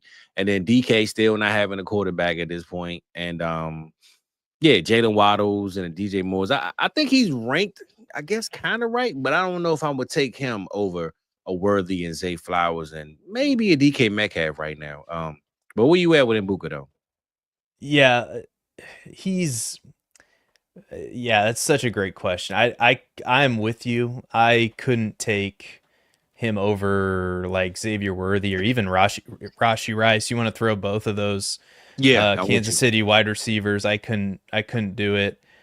I mean, really the tier that you start to talk about him with, or it gets kind of weird. Like where I would consider taking him, I would probably take him over DJ Moore just because of the age. I would probably take him over. Gosh, it would be a real conversation. I'd probably take him over Chris Olave. I would probably consider. Why would you do? Yeah, I agree with that. I would probably take him over. Let's see how you feel about this one. DK Metcalf. I probably. Well, I ain't gonna lie. I just said that, but I think now, if Pittsburgh Steelers, you know, now year one, I still don't trust DK, but I believe, you know, they had George Pickens on a trade block from what they're saying. If they find a way to get a quarterback there, I believe with that big contract that is paid DK, they solidified that they want him as the number one, getting 100+ targets. I think I would take DK over him for sure. Okay, but it's in that pocket of players, you know. Sure, so the point I'm making is I think Mbuka right now is probably back into the first round. I don't think he's going to go ahead of any of the running backs that we've talked about, like Judkins, Henderson, Caleb John. He's not going ahead of those guys. I would be kind of surprised if he goes ahead of the tight ends just because of the target competition, especially in tight end premium leagues. So that leaves him at the 112. So if we're talking about him in terms of these players, like the Chris Olaves, the DKs, the Jalen Waddles, I think he's still in terms of value for Dynasty, I think he's an immense value at the back end of the first round. And if you can get him in the second round, I think you just put that money in the bank and you're happy about it, because Mike Evans is on the wrong side of 30. Chris Godwin's coming off of an injury. I know Jalen McMillan played well last year, but Mbuka's better than him. He just is. So he's still my wide receiver 3 in the class. I still have him ranked over Matthew Golden because that was my next question. Yep. So I'm glad you already addressed it. Go ahead. Yeah, because I know, and I don't know how you feel about it, Fizz. I love talking about this stuff. I don't necessarily think that that's the home run landing spot that a lot of people think it is, because For Golden. For Golden, yeah, because Yeah. they have there's a lot of wide receivers there, and I know some of them are injured, some of them maybe are overrated. Jaden Reed, they don't use nearly like they should. Matt LaFleur just likes to spread the ball around, and I don't know if we can count on Matthew Golden getting 8, 10, 12 targets every week. I think there are going to be some weeks where he does get that, and there are going to be some weeks where you're going, God, he only got targeted 4 or 5 times, and they ran Josh Jacobs like 25 times. So for that reason, I have him banked back to back in my rookie rankings right now, but I have Egbuka 1 spot over Matthew Golden. So yeah, and then it gets tough with some of these other receivers who got these awesome landing spots, like Jaden Higgins and Trey Harris. I'm a Trey Harris guy, bro. That's my guy right there, man. And Trey Harris, man. And I was listening to D-Bro today say he would take Trey Harris over Egbuka, and I'm like, really? Okay. I'm not gonna lie. I did a mock today for a league. I manually did it. And in this league, I had the 201 and the 202. And right there at that spot, it was Egbuka, Trey Harris, Higgins, Caleb Johnson. That was like the range. And with me having the 201 and 202, I said, man, I don't know what I want to do. Like I really had to struggle between it because I wanted Caleb Johnson. This is the team I need a running back, right? So I'm thinking, damn, I need Caleb Johnson.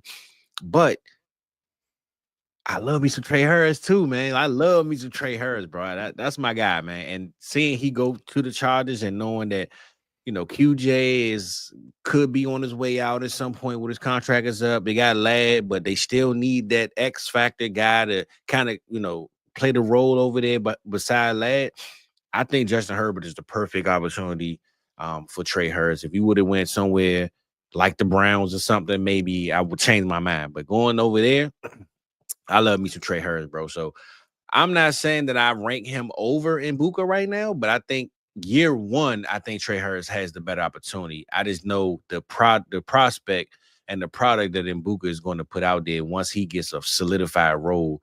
I think it's going to, you can't match that up. But for right now, while we don't know what's going on in Tampa, I love me some Trey Harris, bro. So they're kind of neck and neck to me as far as my rankings and the where I want to take those guys. Trey Harris, he couldn't have landed better. Like that's the perfect fit with Ladd McConkey playing the slot, and they signed Mike Williams, and they, like you said, they have QJ there, but outside of that, they don't really have much target competition for those two guys with Justin Herbert. So that's exciting. Yeah, but go back on the the Matthew Golden thing though. I think LaFleur is playing best ball, bro. I think he just wants a bunch of fast guys that just run routes and he just throw the ball to anyone that's open or anyone. You know what I'm saying? Like, I don't think he has a lockstep guy. And it's crazy to think all the years he had to take a receiver in round one, he finally does it, right? But I think he should have did it when he had the opportunity to get JSN, right? He just skipped that opportunity and said, we're going to get Matthew Golden in the first instead. And I think, me personally, I think Matthew Golden is the key piece for the NFL. But for fantasy, I don't think he's going to be that guy for us every week because the NFL, I think he's going to open up the offense for guys like Jaden Reed to run underneath and catch those routes short term and, kind of Romeo Dobbs to be single in the corner in the end zone and catch a touchdown. But for us fantasy players, like you said, I don't see him leaving out with 9, 10, 11 catches a game. Like you said, he might get a 3 or 4 catch game more times out of none. So I like him for the NFL, but for fantasy, man, I'm not sure why I have him compared to the other guys like Trey Harris and Egbuka, and even the Higgins, man. Higgins being over there in Houston, man. I like his landing spot too with C.J. Stroud. So I'm not sure why I have Matthew Golden right now, bro, to be honest with you. Yeah, I think that's well said. Because I would challenge anybody to go look at like Jaden Reed's box score and Tucker Kraft's box score. Like one week is the Jaden Reed week, and then the next week, Tucker Kraft's a better matchup for the offense. And it's just Wicks, right? Yeah, like wasn't there a game where he caught a couple touchdown passes? Crazy, and yeah, you're just never. Matt LaFleur is a masterful play caller and schemer of the offense, but trying to predict who's going to score that touchdown is darn near impossible. For sure, for sure. And I know we kind of skipped Luther Burden, but we kind of talked about him a little earlier as far as your guys that you had fallen. It's a lot of receivers, man. We got Jack Besh going over there to the Raiders. Trey Hurst is right around in range with him. Um, let's see what we got here. Let's get a little bit more rookies. Zoom in. All right, let me see, man. So I guess when we get from Jack Besh, we kind of got a mix of no oh man, ain't showing the rookies no love on KTC, man. I see, bro. Wow. Jalen Royals he's down there a lot, man. He went to Kansas City. Where you at with a guy like a Jalen Royal right now and a Jack Best, Jalen Royal, Jalen Noel? Where you got these guys at, man? As far as your list, I think seemed like Royal to me is a late second, early third ish type player. As far as the mock drafts go, but him being in Kansas City, not knowing where Rashee Rice future is as far as this year coming up with the injury and the court date, if he has it, I'm not sure. It could be brushed underneath the rug. Good landing spot. Me personally, Seth, I said this all season. I'm gonna keep saying it. I think Pat Mahomes' revenge tour is approaching, bro. I think it's here. I think going to the Super Bowl and losing as bad as he lost to that Philadelphia Eagles team, he's going to tell coach, forget playing defense, forget all this lollygagging, running the ball with 4 running backs. I'm throwing for 4,550 touchdowns, and that's how we're going to get back to the Super Bowl. So anybody catching the ball in Kansas City, I love all of them this year, my personal opinion. But where you at with these guys like Royal and Noel and Jack Besh, bro, as far as these the other competitors that's around them?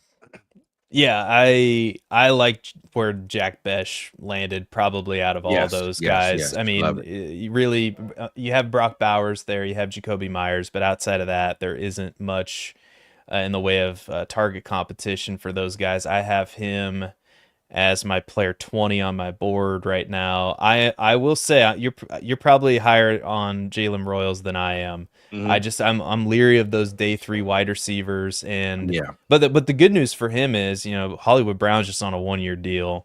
Rashee Rice, I mean, there's a looming suspension at some point. I've been told. I don't know if it's ever going to happen or not. Yeah. But those, so there could be a scenario that plays out where he gets playing time right away. And you look at the prospect, 6 feet tall, 200 pounds, fast. You turn on his Utah State tape and you're like, holy shit, who's this guy? Like this he playing with Spencer Petras, and as an Iowa fan, I know how bad Spencer Petras was as a college quarterback. He had to transfer from Iowa to Utah State. So he just looking at my rankings, I have him at 41, and that's basically a philosophy play for me because I just prefer some of these day 3 running backs over a receiver that was taken in the 4th round. But he's a guy that if he falls, that I'm intrigued by. So let's see, who's the other guy you mentioned? It was Jalen Noel. Jalen Noel. And y'all got excuse me, man. It's like I don't know what this I got going on, Seth, but it's like you're good. I'm trying to. It feel like I'm trying to hold my breath, but I'm not. So every time I keep coughing, but it's like stuck right here in my chest, bro. So yeah, I'm still sticking it out, man. Your boy popped up and didn't know this was coming, man, but it did. So yeah, we getting through it, baby. We getting that's through right. it. That's right. Jalen Noel I like as a lot as a prospect, and he's another one of those guys that's probably blocked in year 1. Christian Kirk's there. I mean, at least I think that's probably going to be may the best man win in that slot role. But long term, it's a really good thing for him. And like I said, I like the prospect quite a bit. So I have him actually ahead of Jack Besh. I have him at 18, Jack Besh at 20. So that's kind of where I am. I'm higher on Nolan Besh than I would be on a Royals. Well, I want to ask you this, bro. Knowing that New England needed receivers, they went and finally got one. And where you at with Kyle Williams going over there to the Patriots, man? I mean, Stephon Diggs is kind of the end of his career, and they got Pop Douglas and all these other guys. Where you at with Kyle Williams right now in New England? I have him right in that Jalen Noel, Jack Besh tier. Like I have them all in the same tier.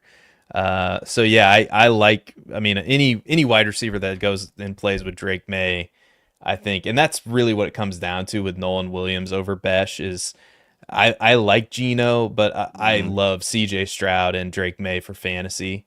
And so, and Kyle Williams, I mean, he probably has a better opportunity right off the bat than Yeah, Jalen Noel does 100%. for sure. So, yeah, I mean, I like Kyle Williams quite a bit. I know he was a guy that rose up the rankings late in the process, and I think for good reason. Once you turn on the film, I think he's a really impressive player. And like I think that Patriots offense, all of a sudden you add Stephon Diggs, you add him, you add Trevion Henderson, your first pick in the first round's a left tackle. What's not to like? I mean, Yeah.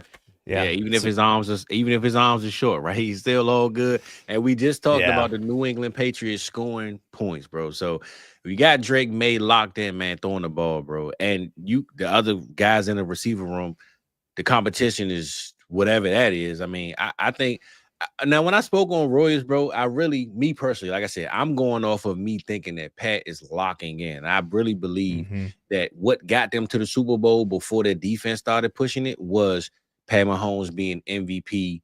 Pat Mahomes and losing the way they lost and seeing that their offense couldn't snap the ball without being knocked down and getting blown out. I just think Pat Mahomes, with the pride that he has and he puts out there, I just think this is the Pat Mahomes MVP-ish year in 2025, saying, man, forget playing defense, coach. This is my team. I need to be that dude that's coming up for the MVP. Josh Allen had his moment. Lamar do his. I'm back to MVP Pat Mahomes. So that's my bet on Jalen Royals is Pat Mahomes doing what I think he can do. So yeah, I like that. I live in Kansas City, so I hope you're right for all of yeah, my friends. yeah, for sure, for sure. And I mean, yeah, man. I mean, we can always go down a list of guys, man. But out of these late round guys, let's just say the guys we just mentioned. Well, who do you think has the biggest opportunity in year one to kind of just, get us right in that second tier of the draft? Pick 205, 206, 210, 211, 301, those type of guys. Who is that receiver? Because I know this is a running back heavy class. So me saying what I feel about Royal, I think like T-Rock preaches all the time to me. I don't care what you do. You don't lead this class without getting at least one or two of these running backs, man, because the class is just too deep to blow that opportunity because you want to be receiver thirsty. You know what I'm saying? So hmm skipping the running backs, though, which one of these guys that you could kind of try to stamp and say, I can't leave a draft without taking this guy later on in our drafts? As far as receivers go, receivers. Yeah, I personally love Jalen Noel, and Okay.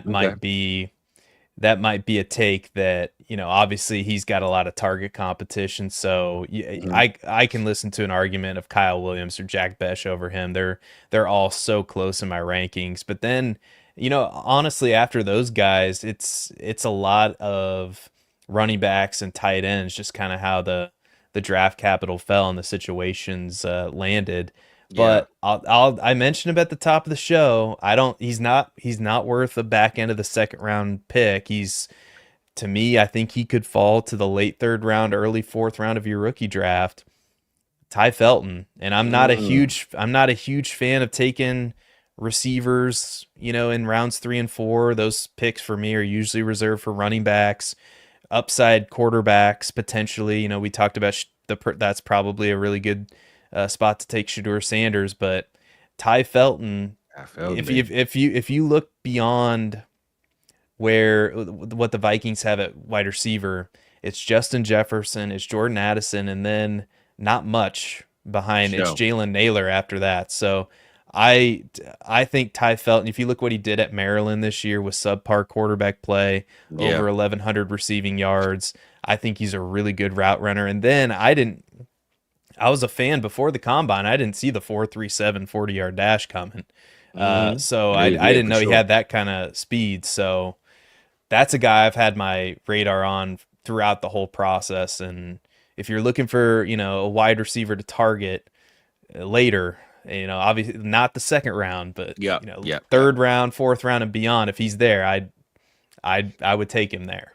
Yeah, and I remember last year EV was telling me about Jalen Naylor over there in Minnesota. So, and I know he's a Ty Felton guy too. So seemed like EV seemed to know about these third or fourth receivers over there in Minnesota. But he can definitely step over there and replace Naylor, man. So I love me some Ty Felton. I'm a Maryland guy. Well, I'm a Florida State guy, but I'm here in Maryland, and always want to hear about some good Maryland people. So yeah, man, shout out to the receivers, and we're gonna get to this tight end room, man. I know that everybody in South Harmon hate tight ends, man. It's a position that nobody can stand. Hold on, what I'm about to say? How the hell was Will Disley number one? Hold on, I must be on the wrong. You hate you guys hate tight ends so much that you have them sorted from last to first. I was about to say, hold on, Will Disley is tight end. No, hell no, I'm on the wrong list. But yeah, we can get through these quick, man. We ain't gonna be all day on the tight ends, but I do see. Let me scroll this out, man. I gotta figure out how to do this on this stupid mouse, but I do see we got Colston Loveland going at top 10 pick value with Ben Johnson in the building. Colston Loveland right now, tight end 5, man. Not gonna lie, I think a guy like a TJ Hawkinson, even a George Kittle this year can outscore Loveland with so much going on in Chicago. But where you got Colston Loveland, man, lined up with these? Oh, damn. How did I skip Tyler Warren, bro? Damn, I totally skipped him. No disrespect, Tyler. My bad, brother. Yeah, where you at with these two rookies then, man, as far as your rankings on these tight ends? We know they aren't Brock Bowers. There's only one Brock Bowers. I think the list of the top 3 is correct. But where you at with the 4 and 5 with Warren and Loveland compared to the other guys behind them? Yeah, I've always been lower on rookie tight ends compared to consensus. And so, yeah, the top 3, Bowers, McBride, Laporta. I have Hawkinson over him. I have Kittle ranked over them. And then that's where the rookies would come into play for me. So I would have them at 6 and 7. And then after that, it gets real hairy real quick, because then you're talking about, where do we put Mark Andrews, David Njoku, Evan Ingram with Denver? Where does Travis Kelce fall into all this? Jonnu Smith had a good year, for a win now team. He might be a bit interesting. So yeah, it's that I would put him at 6 and 7. I like and I know like value wise, it's probably not a smart process because Kittle's older, and I'm probably not trading the rookie pick to get Kittle. But in terms of production this year, I think Kittle's going to outproduce both of those guys. So yeah, especially no Debo in the building, and Brock Purdy, found his safety blanket. I think Kittle was due for almost 1,000-yard season. Not 1,000, but close to it over there. But where you at with Kyle Pitts, bro? I didn't hate to see Kyle Pitts, man. That's my favorite guy in the world, man. You know what I'm saying? I got to get me a Pitts jersey. I know people troll me on Twitter all the time on X and say, man, you still waiting on that breakout season? Yes, I'm still waiting, baby. I'm going to talk it into existence until it lands. So he said Kyle Pitts, brother. Well, where we at with it, though, Seth? This is the perfect conversation for us to have right now, Fizz, because I made a bet. I made probably the worst bet that I've made in my entire life. I said that Kyle Pitts before 2024 season kicked off, that Kyle Pitts would outscore Trey McBride and would be the tight end. Would take over. I think I even went as far to say as he would be the new tight end 1. Forget about Brock Bowers. So I was right there with you on Kyle Pitts, and I don't know how to feel about it, honestly. I mean, I'm sticking him at tight end 9. I have him at tight end 9. Is that right? Does that feel right? Well, first of all, listening to what you said in your bet, man, I know it's your first time on the show, man, but I gotta give you a little bit of that. You gotta get a hum behind that one, man. Woo, you know what I'm saying? Kyle Pitts. Yeah. Woo, I ain't gonna lie. I did talk a whole lot of trash, but I had Kyle Pitts. Now, granted, I had Mark Andrews as tight end too, bro. I thought it was Mark Andrews' year. I thought my boy was gonna take off. And I say this every week. I say it again. Mark Andrews scored like 9 touchdowns in the last 10 weeks. So I know he had to suffer that really bad ankle injury, and like Tony Pollard, it took them time. And by week 6 or 7, Andrews just took off for the rest of the season. So I was a hella wrong. He was old. I get it. Kyle Pitts was definitely top 4 for me, but I ain't have him over Trey McBride, bro. So I commend you. I appreciate you for showing my boy a little bit of love, but I hate that he failed you. And man, that one had to hurt, brother. Not gonna lie, that one had to hurt. So it was teed up. It was teed up for him to succeed too with Kirk Cousins. I thought Kirk Cousins would be a lot better and just force feed him over the middle, but whatever. Yeah, but right now he's tight end 9. I think if I had to be picky, I would probably put him over Dalton Kincaid. But I think he's where he should be. I will say this though. If Tyler Warren doesn't score more than Pitts this year, I wouldn't be surprised because we don't even know the quarterback situation. They pay Michael Pittman and they can't get him the ball. So if Warren didn't make it over him, I wouldn't be surprised. But these other guys, I can respectfully put them in front of Kyle Pitts, man. I just want to throw that out there because that's my man.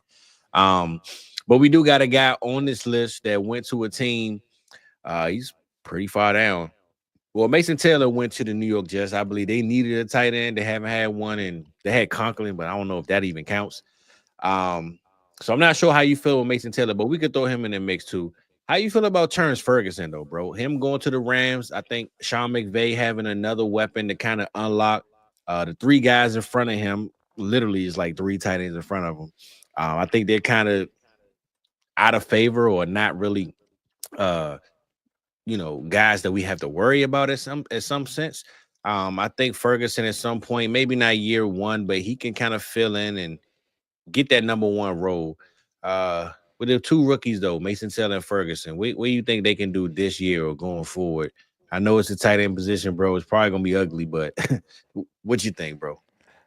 I think that this is the perfect year for your audience because I am not in on targeting the Colston Lovelands or the Tyler Warrens at the top. Mm-hmm. I mean, Mason Taylor went early 2nd round to the Jets on a team that, okay, they have Garrett Wilson, cool. They have Breece Hall. Like, there's not much target competition there, and I get it. Justin Fields is not going to throw a ton.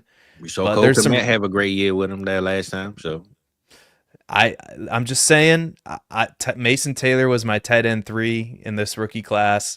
Okay. I really like him, and I really like Terrence Ferguson too, and I think they got great landing spots, and I think this is downright disrespectful to have them down this far in the dynasty ranks. 100%, bro. Philly don't even want Dallas Goedert no more.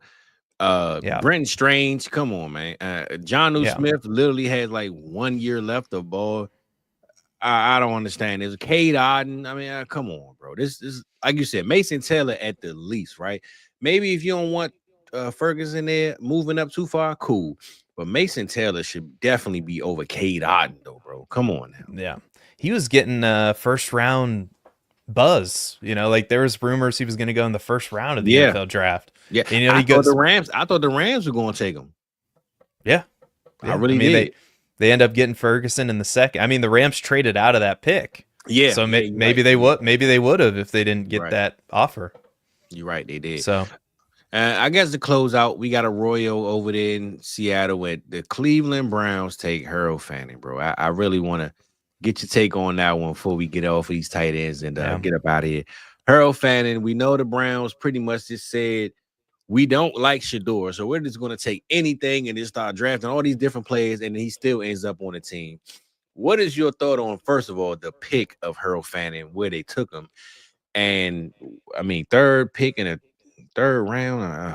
But anyway, how you feel about that pick? But where do you think Harold Fanning can exist anywhere on our fantasy teams? And, what can he do? We know the ability is there as far as the freak athleticism and all that good stuff. But, man, you got Njoku over there who's a freak in his own sense, right? So, where we at with Harold Fanning, bro, right now? And why did the Cleveland Browns make a horrible decision, bro?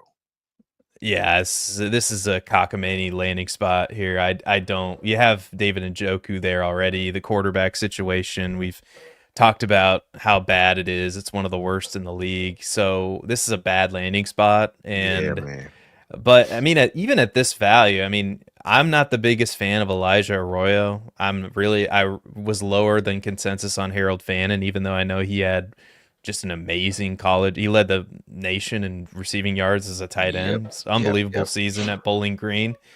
I have no problem taking them where they're valued right now. Like if I could honestly, like if I could trade Theo Johnson for Harold Fannin, even if I have to throw in a little bit extra, like fine. I mean, I get it. Maybe I have to wait a few years and it's a bad Yep. landing spot, but he's talented, and Yeah. this is why it's the perfect year for your audience. These are the kinds of shots you take on tight end, and Mhm. it's right for the pickings this year because I don't like them, but I don't think they should be down this low in the Yeah. rankings. I mean, I'm that's kind with of how you. I feel about it.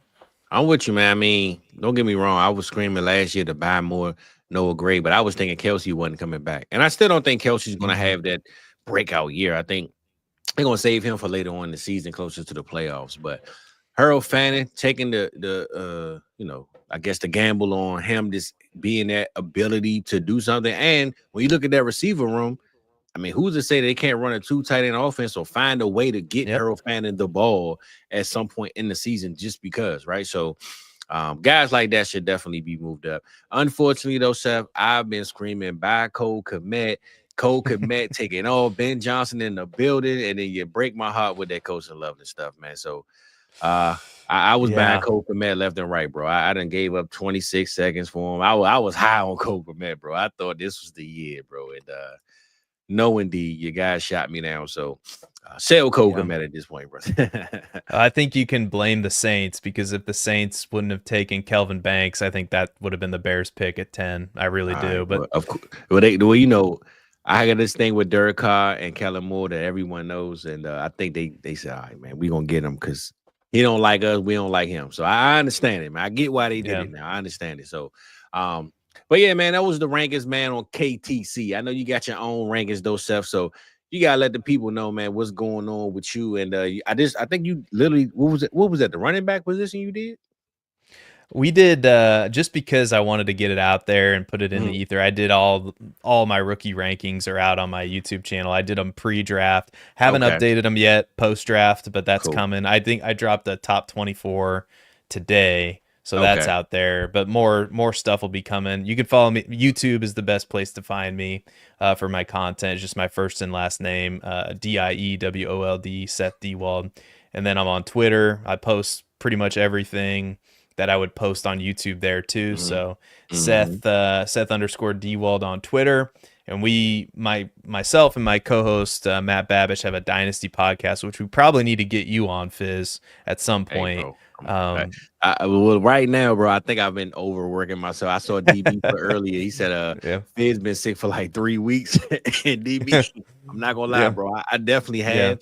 I don't know what happened today because I hit Seth up yesterday. I said, bro, it's last minute, but the algorithm is screaming and hollering for some rookie rankings and the dynasty risers and fallers. And as we can see, 300 eyes a night, they clearly care about it. So I just wanted to get in the algorithm, let the people know we still here.